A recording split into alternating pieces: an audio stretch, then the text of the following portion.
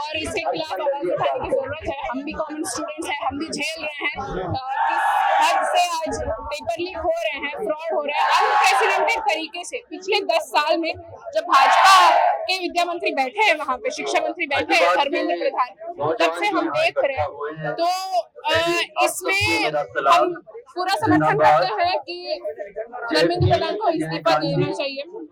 एक moral responsibility के तौर पे उन्हें कई साल पहले ही दे देना चाहिए था, क्योंकि उनके टेन्योर में ही इतने सारे पेपर लीक हो रहे हैं, कोई कन्विक्शन ही नहीं हो रहा है। आपको ताज्जुब होगा जान के कि इस पूरे समय में एक ही इंसान को कन्विक्ट किया गया है इन पेपर लीक्स के केसेस में। इतने सारे इन्वेस्टिगेशन हुए हैं, कन्विक्शन ही नहीं हुआ है। इससे हमें फिर दाल में कुछ बहुत काला लग रहा है ना, कि क्यों नहीं हो रहा है। तो इससे यही दिखलाते हैं कि आज विद्या शिक्षा मंत्री को या फिर भाजपा को या तमाम जो चुनावबाज पार्टियां हैं, अलग अलग राज्यों में भी हम देख रहे हैं, जैसे तेलंगाना में भी देख रहे हैं, उनके लिए शिक्षा का मायने ये नहीं है कि वो सबका बुनियादी हक है और सबको देना सरकार का रिस्पॉन्सिबिलिटी होता है। वो मानते ही नहीं है।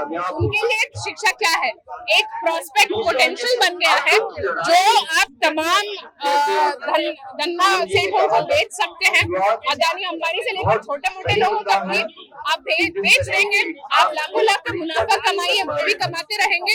इसमें सिर्फ एक तबके को नुकसान होगा, आम जनता और उनके बच्चे।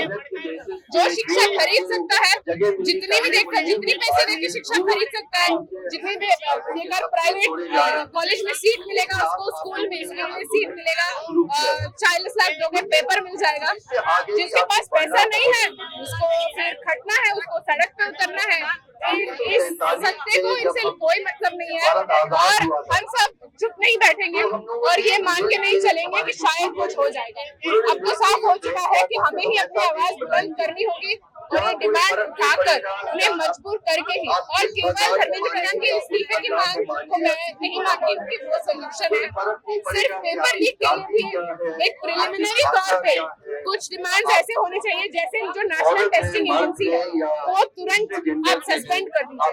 वो बिल्कुल नाकाम है, उसको एक ही चीज आती है, पेपर लीक करना। कितने सालों से हम देख रहे हैं और उसकी कोई अकाउंटेबिलिटी नहीं है, कोई मैकेनिज्म नहीं है। उसको सस्पेंड कीजिए, आप एक नया ट्रांसपेरेंट अकाउंटेबल बॉडी बनाइए जो एग्जाम्स कंडक्ट करेगी। जो भी एग्जाम पेपर्स प्रिंट होते हैं और जहाँ पे भी एग्जाम कंडक्ट हो रहे हैं, तमाम एग्जाम का जो प्रोसेस है आज प्राइवेट हाथों में गया है। उनको टेंडर देती है सरकार, उनसे काम करवाती है। वहाँ पे कुछ घपला होता है, उसको फिर अकाउंटेबल रखने के लिए कोई मैकेनिज्म नहीं बचता है।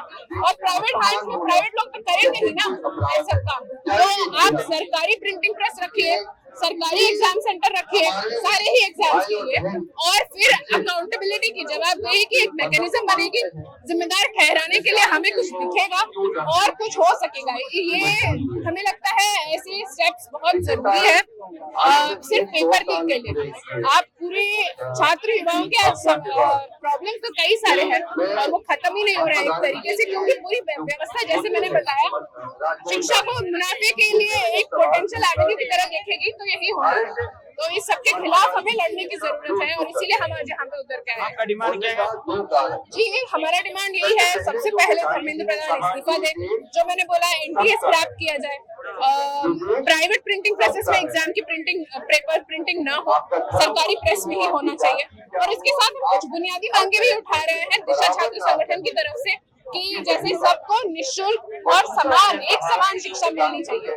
आप राइट टू एजुकेशन देंगे, उसका कोई मतलब ही नहीं बनता है ना। जब लाखों लाख देंगे तभी आपको ढंग का एजुकेशन मिलेगा, तो आप तो राइट टू अनइक्वल एजुकेशन कर रहे हैं। राइट टू एजुकेशन का मतलब सबको एक तरीके